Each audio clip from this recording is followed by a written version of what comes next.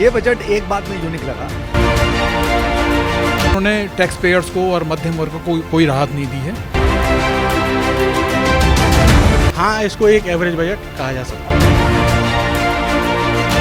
हम लोगों के लिए तो ऐसा कुछ फायदा नहीं है। देश की वित्त मंत्री निर्मला सीतारमण ने 2022 का आम बजट पेश किया है। वित्त मंत्री द्वारा यह बजट अगले 25 वर्षों के लिए एक ब्लूप्रिंट की तरह पेश किया गया है। करीब सवा घंटे तक वित्त मंत्री द्वारा बजट भाषण में देश में आगामी इंफ्रास्ट्रक्चर को मजबूत करने और अर्थव्यवस्था को गति देने के लिए विभिन्न तथ्यों पर जोर दिया है।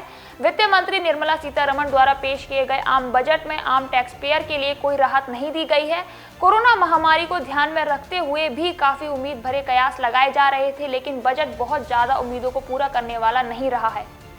वित्त मंत्री निर्मला सीतारमण द्वारा पेश किए गए आम बजट का लाइव प्रसारण मथुरा ब्रांच ऑफ आईसीएआई में देखा गया, जिसमें मथुरा शहर के प्रमुख सभी चार्टर्ड अकाउंटेंट भी मुख्य रूप से मौजूद रहे।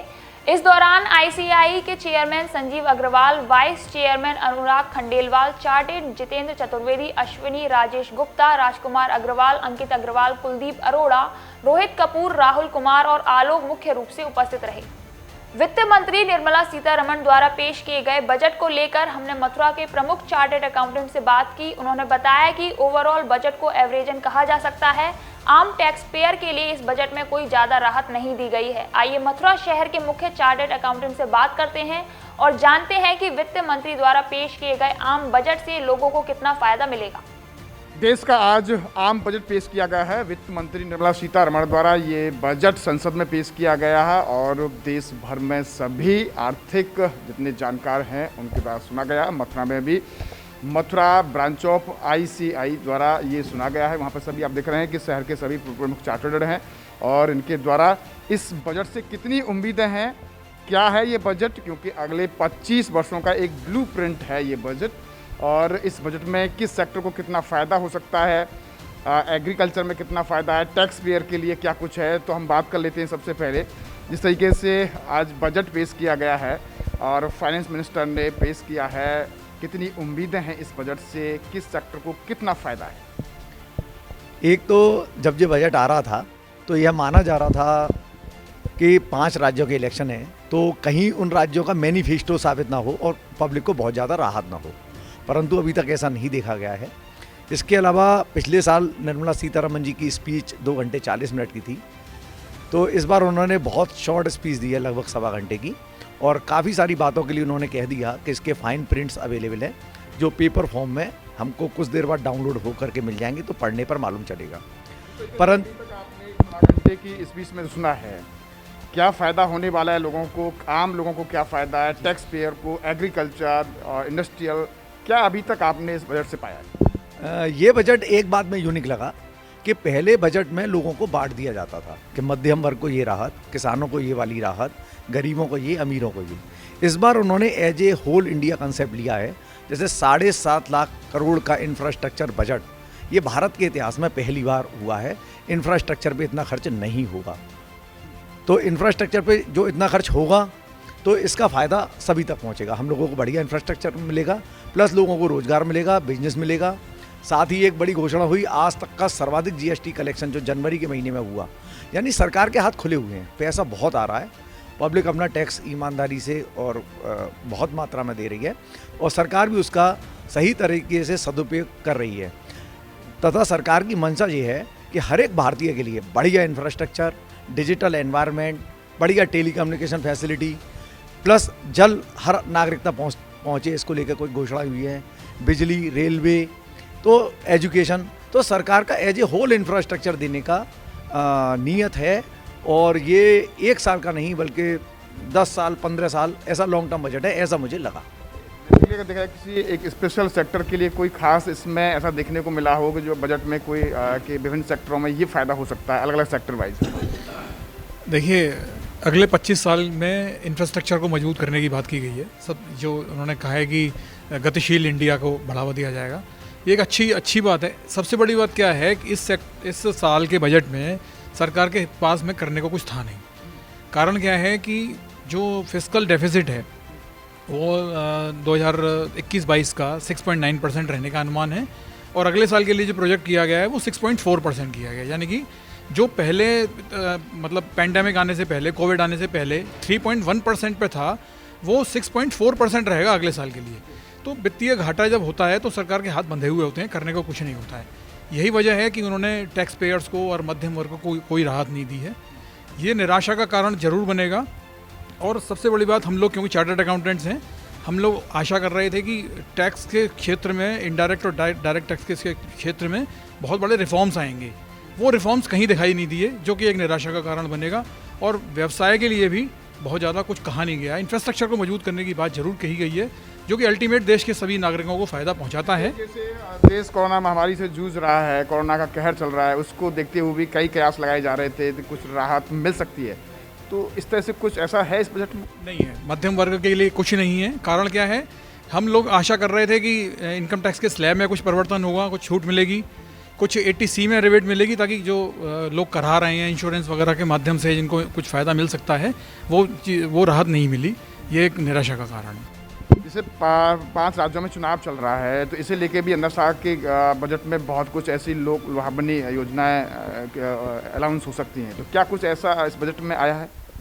सारी, जहाँ तक निर्मला जी का सवाल है या फाइनेंस मिनिस्ट्री का सवाल है, जैसा कि पहले कहा गया है कि उनके पास बहुत ज़्यादा करने को था नहीं, और ज़्यादा जब देने को नहीं था तो हम लोगों की तो मेन यही होता है कि भाई इनकम टैक्स का स्लैब में क्या अंतर पड़ा, और इनकम टैक्स के स्लैब से हर इंडिविजुअल अपनी सोचता है।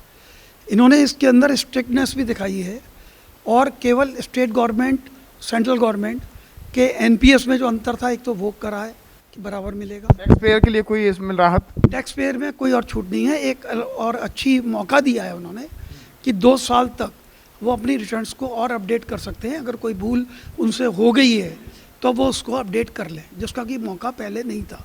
बल्कि आगे और स्ट्रिक्टनेस दी है, और उसमें उन्होंने ये कहा है कि पहले जो आपका एक्चुअल में लॉस हो भी गया है, उसको सेटअप आप कर सकते थे, जो रेड में सर्च में पकड़ा गया था उस धन के अगेंस्ट, इनकम के अगेंस्ट, अब आप उसको भी नहीं कर सकते।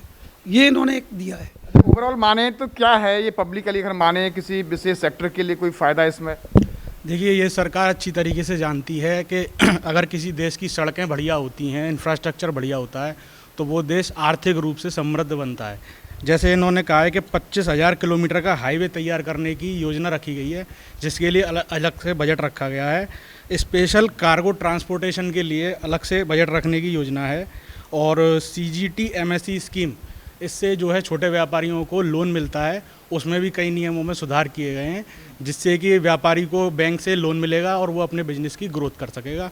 और PM आवास योजना में गरीब के साथ साथ मध्यम वर्गीय लोगों को भी शामिल किया गया है इस बजट में, जिससे कि खाली गरीबों के लिए ही ये बजट नहीं है, एक मध्यम वर्गीय परिवार भी अपनी उम्मीदें इस बजट से लगा सकते हैं। एवरेज बजट माना जा सकता है? हाँ, इसको एक एवरेज बजट कहा जा सकता है। आपने देखा है कि बजट पर हम बात कर रहे हैं, और मथुरा के प्रमुख जो चार्टर्ड हैं, CAs हैं, उनके बीच हम ये डिस्कस कर रहे हैं कि आज जो बजट जो फाइनेंस मिनिस्टर द्वारा पेश किया गया है, निर्मला सीतारमण द्वारा जो पेश किया गया है, वो कितना लाभप्रद है, कितना लाभकारी है, इंफ्रास्ट्रक्चर को देखते हुए, भविष्य को देखते हुए। क्योंकि ये बजट उन्होंने 25 सालों का एक ब्लूप्रिंट के रूप में पेश किया है। और भी यहाँ पर चार्टर्ड हैं, हम उनसे बात कर लेते हैं। इस बजट को ओवरऑल क्या कह सकते हैं जो आज फाइनेंस मिनिस्टर ने पेश किया? सर, एक तो मैं ये कहूँगा, ओवरऑल जो बजट है एक एवरेज बजट है। उसके कुछ रीजंस भी हैं। जैसे पिछले जो 2 साल हम लोगों के गए हैं, वो कोरोना काल की वजह से गवर्नमेंट के हाथ काफ़ी बंधे हुए थे, तो गवर्नमेंट के पास बहुत कुछ ज़्यादा करने के लिए नहीं था। अभी एक अमेंडमेंट जो कि डिस्कस नहीं हुआ इन लोगों के बीच में, वो एक क्रिप्टो करेंसी को लेकर भी एक इशू चल रहा था। अभी तक क्या था कि क्रिप्टो करेंसी से जो इनकम होगी, वो इनकम क्या है, उसको एक्चुअल में ब्लैक मनी माना जाएगा, वाइट मनी माना जाएगा।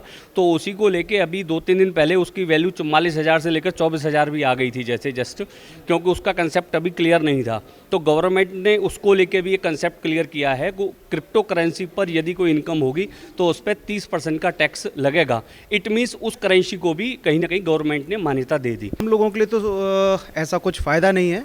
थोड़ा सा जो माननीय फाइनेंस मिनिस्टर जी हैं, उन्होंने ये सोचा है कि जैसे स्टेट गवर्नमेंट एम्प्लॉय जो थे वो कहीं ना कहीं निराश थे, क्योंकि उनको जो 14% इनकम में ऐड होता था और 10% की डिडक्शन मिलती थी, जिससे कि अब उन्होंने सेंट्रल गवर्नमेंट के बराबर ही कर दिया है, तो उनको जो है 4% का फ़ायदा रहेगा। दूसरा कहीं ना कहीं जो 2 साल की ITR पेनल्टी के साथ रिवाइज सही करने की बात है, वो भी कहीं ना कहीं एक साधारण टैक्स पेयर को फ़ायदा देगी। एक मैं लास्ट में आपसे बात कर लेता हूँ, क्या ओवरऑल इस बजट को क्या माना जाए? जिस तरीके से अभी बात हुई है चार्टर्ड के साथ में, आपने डिस्कस किया है कि एवरेज बजट माना जाए या बहुत ज़्यादा इसे ग्रोथ वाला बजट माना जाए? बहुत ज़्यादा ग्रोथ वाला बजट है। 10 में से 9 नंबर देना चाहेंगे। 9 नंबर इसलिए, 1 नंबर क्यों नहीं, क्योंकि पब्लिक को सुनने में लगेगा मेरे को क्या मिला। तो जो मेरे को क्या मिला उसके 1 नंबर काट रहा हूँ।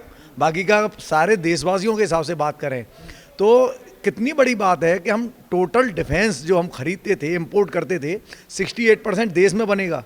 तो फैक्ट्रियाँ खुलेंगी, यहाँ टैक्स जमा होगा, रोजगार मिलेगा, समृद्धि हमारे देश में आएगी। तो यानी ओवरऑल कितना बढ़िया ब्लूप्रिंट है इंफ्रास्ट्रक्चर डेवलप होकर के नौकरियां देने का सरकार का, और विदेशी इंपोर्ट पे इंफ्रास्ट्रक्चर पर ओवरऑल उन्होंने ध्यान दिया है? नहीं, इंफ्रास्ट्रक्चर पर तो मैं देख रहा हूँ पिछले 5-7 सालों से लगातार ध्यान है। चाहे नॉर्थ ईस्ट की तरफ जाएं कि जहाँ 2-2, 3-3 दिन की यात्राएं होती थी वो कुछ घंटों में कन्वर्ट कर दी गई, या अपने ही हम उत्तर प्रदेश में देखें गंगा एक्सप्रेसवे से लेकर पूर्वांचल तक एक्सप्रेसवे तक, ये सारा इंफ्रा को इतना ज़्यादा डेवलप करने का विचार है कि हम आगे आगे चाइना, यूरोपियन और अमेरिकन कंट्रीज़ को टक्कर दे सकें। क्योंकि उसी हालत में हमारी इकोनॉमी जो 3 और 5 ट्रिलियन डॉलर तक पहुंचने का इरादा है नरेंद्र मोदी जी का, वो ही पूरा हो पाएगा, उसके अलावा और कोई रास्ता नहीं। धन्यवाद। आपने देखा है कि आज फाइनेंस मिनिस्टर द्वारा बजट पेश किया गया संसद में, बजट 2022 के लिए एक ब्लूप्रिंट जो कि अगले 25 वर्षों के लिए उसमें पूरा एक खाका, एक प्लानिंग्स जो होती हैं बजट में, वो संसद में पेश किया जाता है। और उसी बजट को जानने के लिए कि आखिर उसमें किस सेक्टर को फ़ायदा है, हमने अपने मथुरा के जो प्रमुख चार्टर्ड अकाउंटेंट्स हैं उनके साथ डिस्कस किया। यानी कि यहाँ पर बड़ी संख्या में जो प्रमुख चार्टर्ड हैं उन्होंने भी उस बजट को सुना। लाइव टेलीकास्ट उसका सुना गया। लाइव टेलीकास्ट के बाद उन्होंने बताया कि जिस तरीके से देश के एक बड़े इंफ्रास्ट्रक्चर के लिए इसे एक अच्छा बजट माना जाना चाहिए। खासतौर पर ये भी इसमें रहा है, हालांकि किसी साधारण टैक्स पेयर के लिए बहुत ज़्यादा इस बजट से कोई लाभ नहीं है, लेकिन ओवरऑल उनका कहना है कि एक ब्रॉड अगर हम पूरे देश वाइज हम बात करें एक इंफ्रास्ट्रक्चर को देखते हुए, तो ये बजट अगले कुछ वर्षों के लिए बहुत ज़्यादा लाभप्रद होगा। यानी कि बहुत ज़्यादा, यानी एक बड़े ग्रोथ के लिए भी इसका एक बड़ा योगदान हो सकता है। न्यूज़ कमर्शन गोपाल जग्गा के साथ गोविंद भारद्वाज।